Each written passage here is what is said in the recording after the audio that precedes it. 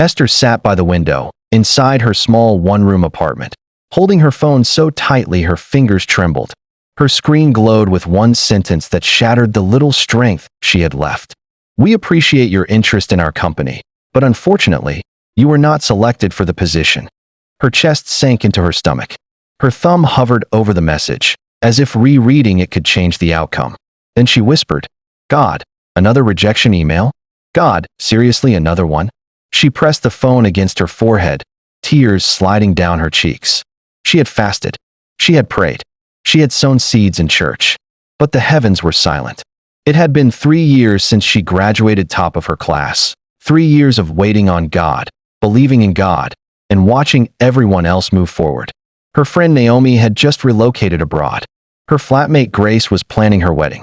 And here was Esther, unemployed, unmarried, and hanging on by faith that now felt thin as air. That night, she lay in bed staring at the ceiling, listening to the steady drip of rain through a hole on the roof. Each drop felt like a countdown. How long before she completely broke down?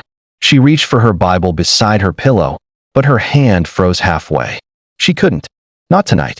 "Lord, I have done everything," she whispered. Her tears soaked her pillow. "I have believed in you. I have trusted you.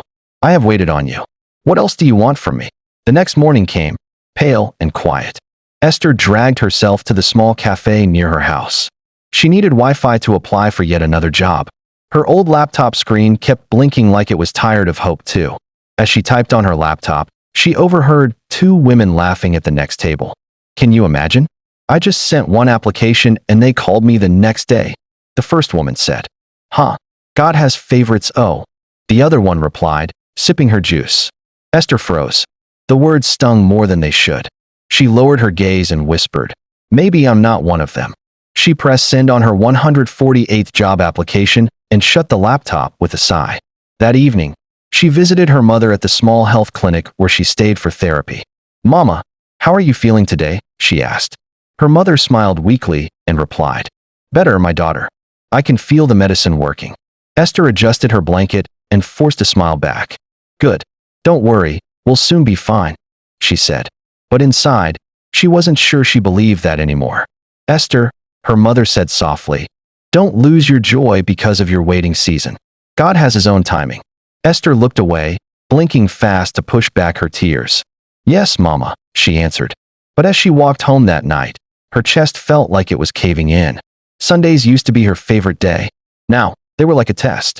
That morning, the church was full, the congregation hands lifted high, voices singing. Esther mouthed the words of the song, but her heart was empty.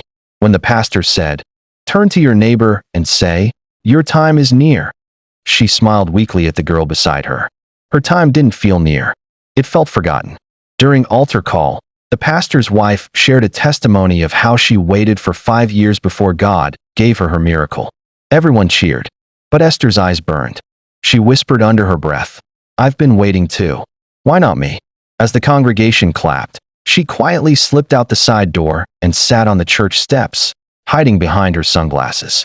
The sound of worship spilled into the street, but it only made her tears fall harder. Days turned to weeks. Weeks turned to months. Esther's faith was now hanging by a thread. When the landlord came knocking again, reminding her of her rent that was already due, she smiled politely and said, "I'll pay soon." She didn't even know how. That night, she opened her phone to find another message, not from a job this time, but from Grace, her flatmate. "Esther, I'll be moving out by the end of the month. My fiancé and I found a new place." She stared at the text. Something in her snapped. She dropped her phone on the floor and sank to her knees, sobbing uncontrollably. "God, I'm tired. I'm tired of being the one who always waits. I've believed in you for so long, and you're quiet." What? In her rage, she grabbed her Bible and threw it against the wall. It hit the floor and fell open. She sat frozen, breathing hard, staring at the open pages. Her eyes landed on a verse highlighted years ago, which says, "Be still and know that I am God." Psalm 46 verse 10. She covered her face and wept as she said, "But I don't know how to be still anymore." The next day, she got a call from her church pastor. "Esther, we missed you at midweek service. Are you okay?" the voice said over the phone. Esther hesitated. "I'm fine, sir. I was just very tired. There was a long pause, then he said, Esther, even when your faith is weak, God's love is strong. Come this Sunday. Don't isolate yourself, okay? She sighed. Okay, Pastor. That Sunday, she went to church, quietly, sitting at the back. During worship, the song changed to one she hadn't heard before. The word says, even when I don't feel you, I know you're near. Her lips trembled. Her eyes flooded again, but this time, not from anger. For the first time in months, she whispered, God, I still believe in you. And though nothing changed outwardly, peace, quiet and steady, settled on her like sunlight after a storm. A few weeks later, the church announced a new outreach team.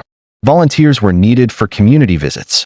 Esther didn't feel ready, but something nudged her heart to go.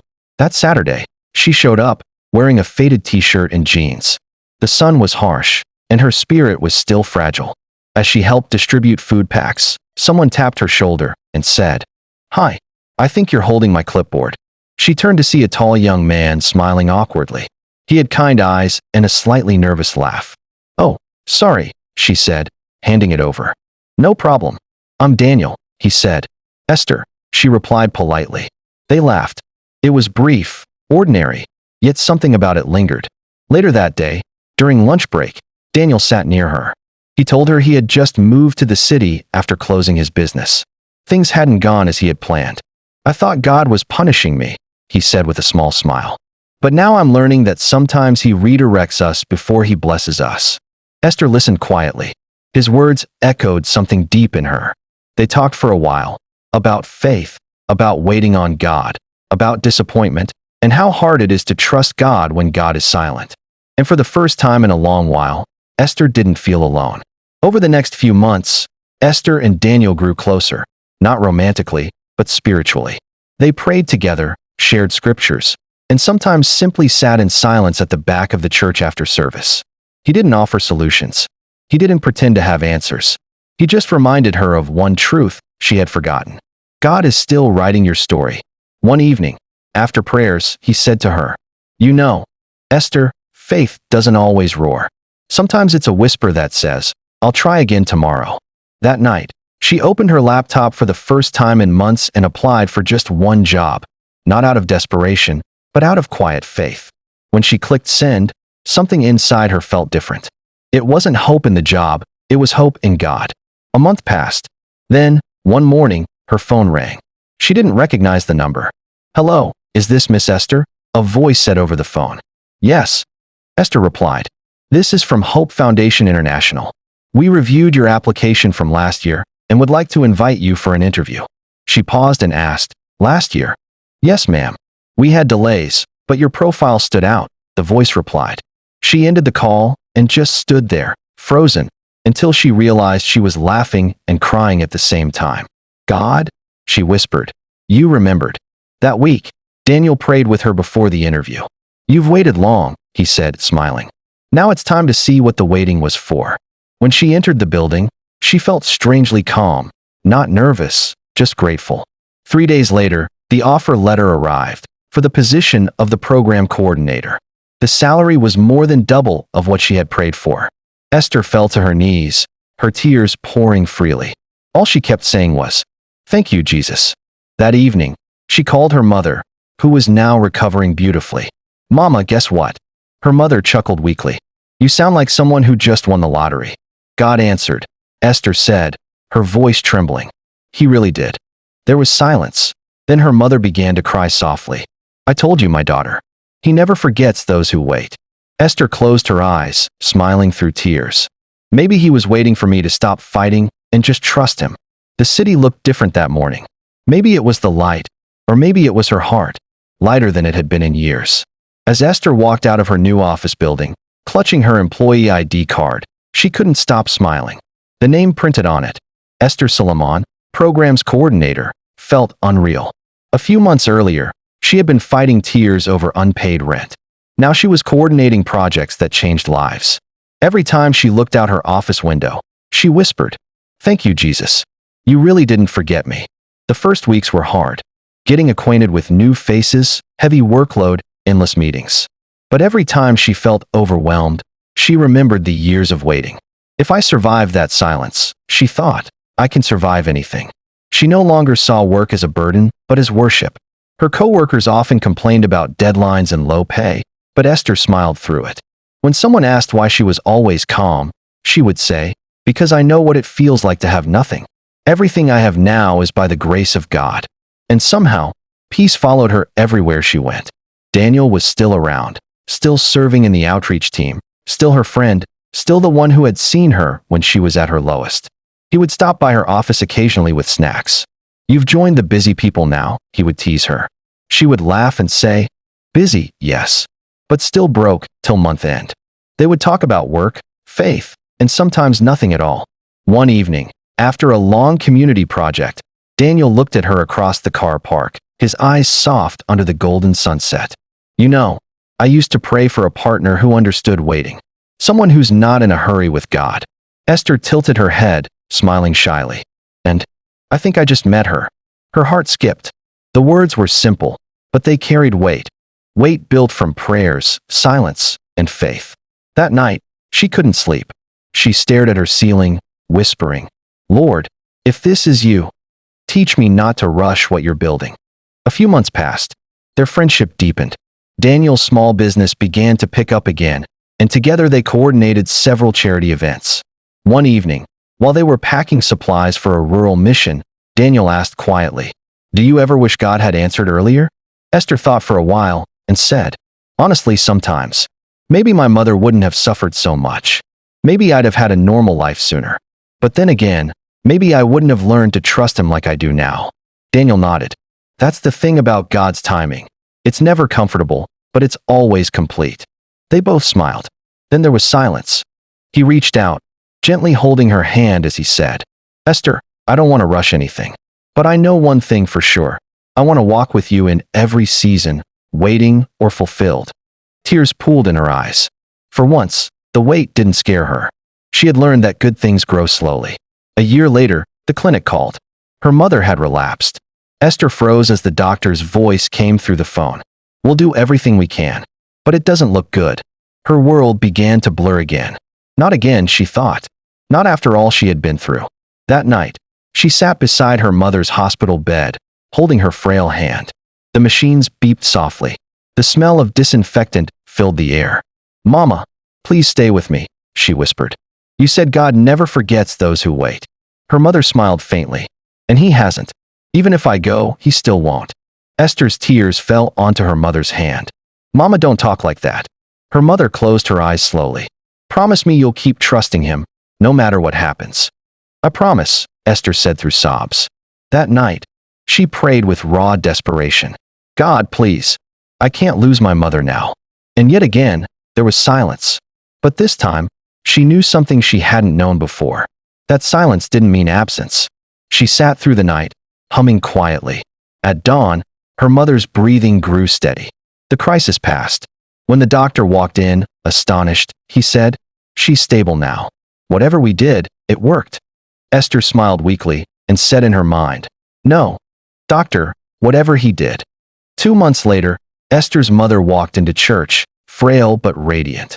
The congregation cheered. Daniel stood beside Esther as she cried openly. She's here, Esther whispered. God did it again. After service, Daniel led her outside, her hands trembling slightly. You once told me that when God finally answers, it will all make sense. Well, Esther, it all makes sense now. He went down on one knee and said, Esther, will you marry me? Her hands flew to her mouth. Tears blurred everything. She couldn't even speak. She just nodded as the church bells echoed in the distance. The waiting was finally over. Esther walked down the aisle wearing a simple white gown. As she reached the altar, Daniel took her hands and whispered, God made us wait so we could meet as whole people, not half-healed ones. She smiled through her tears. The pastor began. Marriage is a covenant. And what better foundation than faith refined through patience? Every guest felt it. This wasn't just a wedding, it was worship. When they exchanged vows, Esther's voice shook. I waited and I doubted. But through every season, God proved he never leaves. The congregation erupted in applause. One quiet evening, months later, Esther sat on her balcony, watching rain fall again, just like that night years ago. But this time, She wasn't crying. She was smiling. Daniel came out with 2 mugs of tea. "Rain again," he said. "Remember how you used to hate it?" She laughed softly. "Now I love it. It reminds me that even storms end." They sat in silence, listening to the rain. Then Daniel asked, "If you could tell your younger self one thing, what would it be?" Esther looked up at the gray sky, her eyes glistening. "I'd tell her, stop panicking. You're not being punished. You're being planted." A year later, during an anniversary service, Esther was invited to share her story again. She stood on stage, microphone trembling in her hands. The crowd was silent. She smiled gently and began. "I once thought waiting meant God had forgotten me. But now I know waiting is how He prepares us for what we're praying for." She paused, looking around at the faces, some hopeful, some broken, all listening. "Maybe someone here feels like God is late." She continued, her voice thick with emotion. "You have prayed, cried, and nothing has changed. But listen, God's silence is not His absence. Sometimes He holds back the blessing because He's still building you." People began to cry softly in the crowd. Esther smiled through her own tears. "I am living proof that waiting doesn't waste you, it grows you. And when God finally moves, it will be clear why He took His time." The congregation rose in applause, but she lifted her hand gently, giving the glory back to God. Maybe you're in your own waiting season. Maybe every prayer feels unanswered. But hold on, God hasn't forgotten you. He's still working, still writing, still shaping. And when the door finally opens, you'll realize that the waiting was for your own good. Like this video, share and subscribe to our channel for more African stories with moral lessons.